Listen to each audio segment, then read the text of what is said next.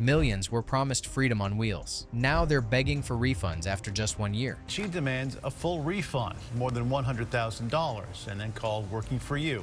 The so-called bargain models are breaking down faster than interest payments clear. Dealers slash prices to unload them, but the real cost comes later: repairs, losses, and regret. So which motorhomes made the refund list? Why is depreciation breaking records? And how can you protect yourself from not buying this crap? Let's start with the Thor Freedom Elite 22 FE. They said it would be the everyman's gateway to the open road, affordable, easy to drive, and built on a familiar Ford E-Series frame.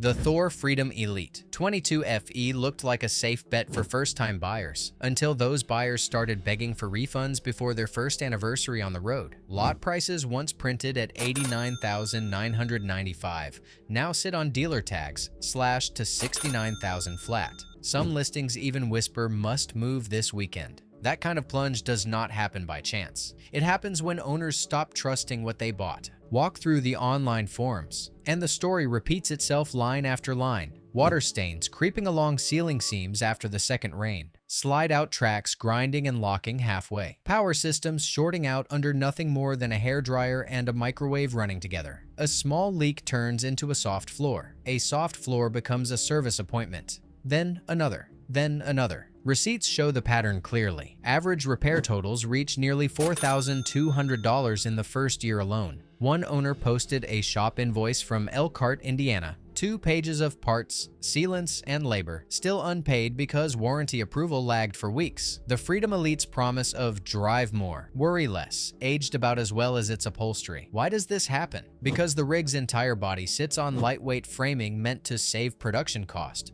not to last through seasonal heat and rain cycles. Expansion, contraction, and vibration do the rest. Dealers will tell you these are isolated cases, but auction sheets tell another truth. Row after row of 1-year-old Freedom Elites marked dealer tradeback, customer dissatisfied. For families on fixed income, those numbers hurt. Imagine financing $80,000 over 12 years, paying 7 miles per gallon for fuel, and then learning the roof warranty excludes normal wear. That is not freedom. That is a slow financial squeeze disguised as adventure. The smart buyers are now waiting, watching, learning where the weak spots appear before touching another Thor build. They call this model the frequent flyer because it spends more time flying back to the service bay than rolling down the highway. And if this so-called affordable champion left owners broke and bitter, the next motorhome on our list proves that even rigs built for snow and storms can collapse the moment the temperature drops below freezing.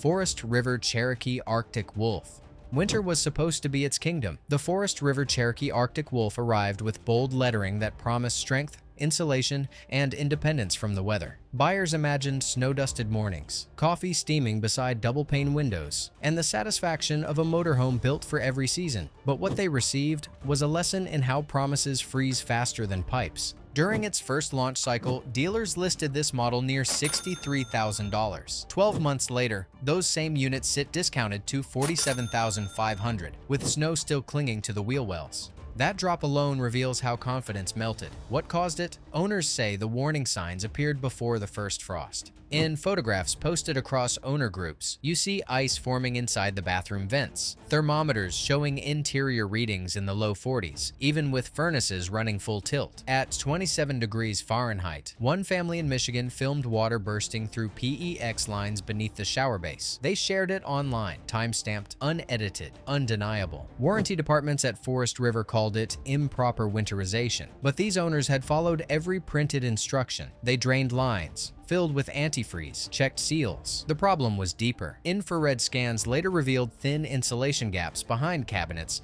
and floor seams that bled heat faster than the furnace could replace it. The so-called Arctic Wolf had a belly made of summer materials. By the second ownership wave, service centers were flooded. Electric fireplaces flickered out. Moisture sensors failed. Some owners were told repairs would take 6 weeks or more because replacement parts were back-ordered. When families finance $50,000 over 10 years, 6 weeks feels like a lifetime. Resale values dropped right beside the temperatures. Dealers offered trade-in quotes near $39,000, forcing many to eat thousands just to escape. The bitterness runs deep because the name itself, Arctic Wolf, feels like an insult now. One mechanic summed it up best: "It's not that the unit can't survive the cold, it's that it was never meant to." And as those frosted exteriors thaw under dealership lights, another truth emerges. When a motorhome cannot stand the season it was named for, owners stop believing in any label. The next model proves that even so-called budget champions can drain wallets just as fast, under skies perfectly clear and warm. If you've spotted these same defects or had a refund fight of your own, hit like and drop a comment. Your story might save another buyer's wallet. Keystone Cougar half-ton. It looked harmless at first glance, like a friendly deal hiding in plain sight. The Keystone Cougar half-ton carried a promise that hooked thousands. Towable by an everyday pickup, affordable for the working family, and roomy enough for weekend escapes. Dealers called it the practical choice. Buyers called it finally something within reach. But within a single season, that reachable dream started slipping through their fingers. When it first rolled onto lots, the window sticker read $58,900. That was the entry point for new adventures.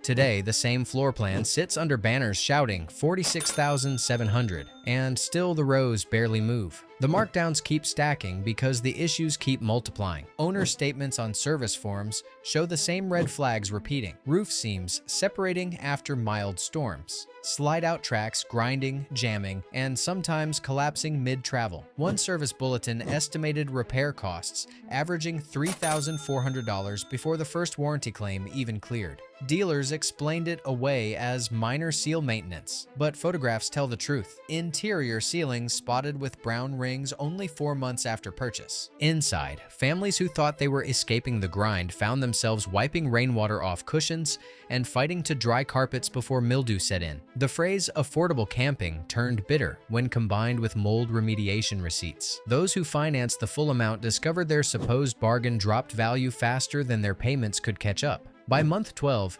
trade-in quotes came back 15 to 20% below payoff totals. Mechanically, the half-ton's downfall lies in its compromise. Lightweight materials that pleased half-ton truck owners simply cannot hold up under heavy road vibration. Frames flex, joints open, and soon the leaks follow. It is not neglect.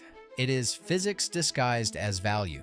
For the retired couple stretching savings or the snowbird trying to downsize, this model became a quiet warning. The trap is not the price. It is believing that price equals safety. Every dented roof panel and sagging slide rail tells the same story. The Cougar half-ton was built to meet a brochure, not a decade. And if this so-called budget favorite can burn through family trust that fast, what happens when a legendary brand with decades of prestige starts slipping too? The answer unfolds next, in a story where heritage itself begins to crack.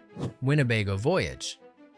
Reputation can be a fragile thing. For decades, the name Winnebago stood for reliability, the safe bet of the highway. When the Winnebago Voyage appeared, it seemed to carry that same confidence: sleek finishes, tall ceilings, and brochures that promised comfort built to last. Buyers expected endurance. What they got was a masterclass in disappointment. At launch, the Voyage carried a proud tag of $74,995. That was the price of nostalgia dressed in modern trim. But within 12 months, resale listings fell to $54,000 flat. That $20,000 freefall told the real story before any review could. Something inside this motorhome was unraveling fast. Inspection photos from owners showed doors that refused to align, walls separating from slides, and flooring bubbling under soft rain. One service sheet from a dealer in Iowa revealed electrical repairs totaling $2,860 just to keep lights and air conditioning running after 6 months. That is not wear and tear. That is structural neglect wearing a new paint job. The Voyage's problem lies deep in its bones. Lightweight framing saves production cost, but sacrifices rigidity. Those thin walls flex during every mile, letting seams open, allowing leaks to creep, and letting frustration build. When cabinets shift an inch on the road, the illusion of premium evaporates. Owners posted photos of warped window frames, cracked counters, and slide-outs that jammed halfway, locking families inside campgrounds until tow trucks arrived. Customer service lines rang busy for weeks. Some were told replacement parts would take 2 months due to supplier delays. Meanwhile, interest payments and storage fees continued. Every day of waiting made the price drop feel heavier. Loyal Winnebago owners, some who had trusted the brand since the 1970s, say the Voyage felt nothing like its ancestors. The name promised a journey. The experience delivered exhaustion. One owner wrote it bluntly on a public forum: "We bought a Voyage and ended up stranded 3 times before our first anniversary. That is not a trip. That is punishment." The trust once welded into every Winnebago badge cracked wide open. And if a legend like this can fall from grace so quickly, imagine what happens when a family-friendly icon, the one known for generations of reliability, starts showing the same fracture lines. Jayco Greyhawk.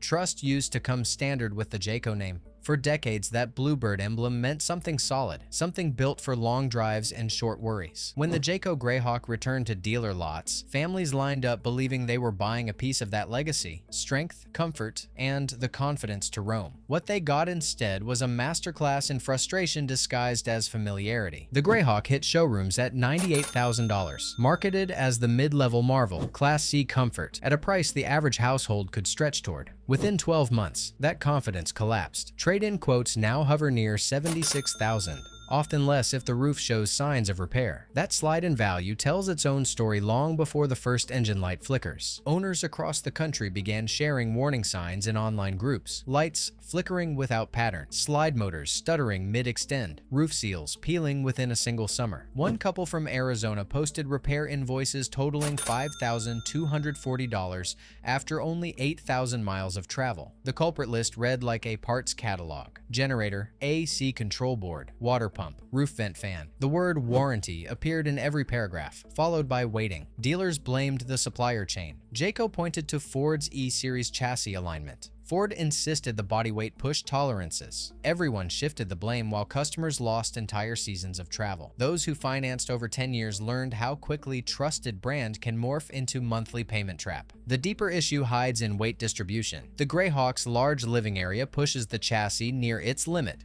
forcing premature wear on suspension and steering components. Mechanics call it uneven load fatigue. Owners call it shaking hands at 60 miles per hour. For retirees and weekend travelers alike, that tremor became the symbol of disappointment. The once golden Jayco badge, now dulled by warranty stickers and silicone patches. One veteran owner wrote on his blog, "We believed the commercials. Now we keep towels under the windows after every rain." That single line captured the heartbreak of hundreds. If a household name like Jayco can deliver that kind of regret, what happens when a company built on adventure and adrenaline promises strength and delivers strain instead? The next Motorhome shows exactly how that story ends. If this countdown already opened your eyes, hit subscribe right now, because next we reveal the motorhomes that actually last and protect your hard-earned cash. Coachmen Adrenaline Toy Hauler.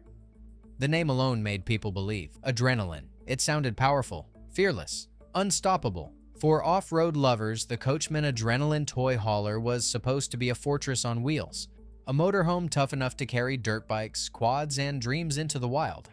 But the thrill faded fast, replaced by the grinding sound of metal fatigue and the sick feeling of watching repair bills climb higher than mountain trails. At launch, the Adrenaline carried a proud sticker price of $82,500. Today, those same units sit online for $61,000, still unsold. That drop did not come from market trends. It came from owners walking away. Owner photos reveal the truth: frame welds splitting, garage floors sagging, brake lines scorched. A Colorado buyer reported cracked supports after just 650 miles. His warranty dragged 11 weeks. By the time approval came, summer had already vanished. Mechanics reveal the flaw openly. The chassis may look rugged, but its steel gauge is too light for sustained loads. Every bump flexes that frame until stress fractures form. Add in underrated axles, and you have a ticking clock, counting down to structural failure. The Adrenaline may haul toys, but it cannot shoulder torque. Families who financed over 10 years discovered a harsher truth. Insurance often refuses to cover damage labeled as overload,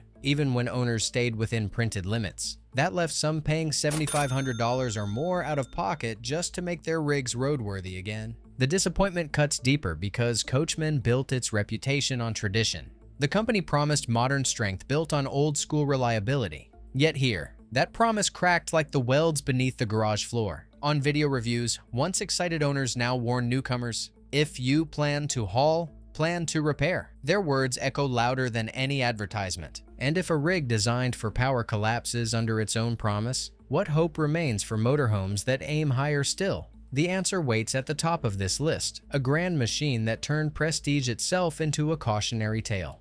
Thor ACE Class A. It was marketed as the dream rig for the everyman. The Thor ACE Class A promised the comfort of a luxury coach with the drivability of a smaller unit. The name itself, A.C.E. short for A and C evolution, suggested progress, blending two worlds into perfection. Buyers believed it. They signed the papers. They drove home smiling. Within a year, those smiles faded into refund requests and roadside calls for help. The ACE rolled onto lots with an introductory price of $119,000. Today, identical one-year-old models appear online at $88,000, a drop of more than $31,000. That is not depreciation, it is surrender. Across owner forums, you can scroll through the wreckage of trust.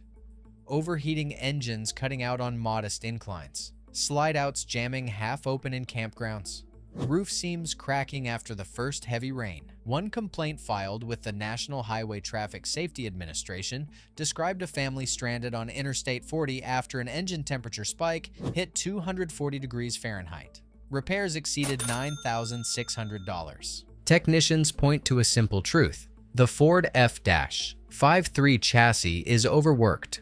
The engine bay struggles with airflow, cooking wiring harnesses and transmission lines. Add Thor's heavy upper structure, and you have stress on every joint seal and bracket. The marketing pitch said, lightweight and maneuverable. In practice, it means constant flex and failure. Owners who financed for 15 years now face a different nightmare. With resale values collapsing, many owe more than the motorhome is worth. Some report trade-in offers nearly 25% below remaining balance. That financial gap traps them in loans attached to rigs they no longer trust to leave the driveway. Customer reviews, once full of excitement, now read like cautionary letters.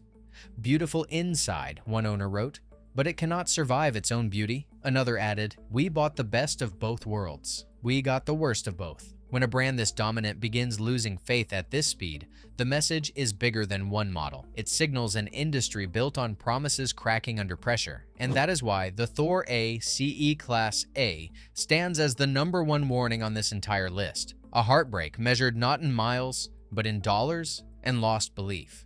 They promised freedom. Instead, thousands got frustration, debt, and regret. But you're smarter now. You've seen the proof, the prices, and the patterns. Protect your savings. Don't fall for glossy brochures or fake discounts. Share this countdown to warn others, and hit subscribe so you never miss the truth about which motorhomes break and which ones actually endure. The next video exposes the hidden gems built to outlast every road. Stay sharp, stay skeptical, and never buy blind again.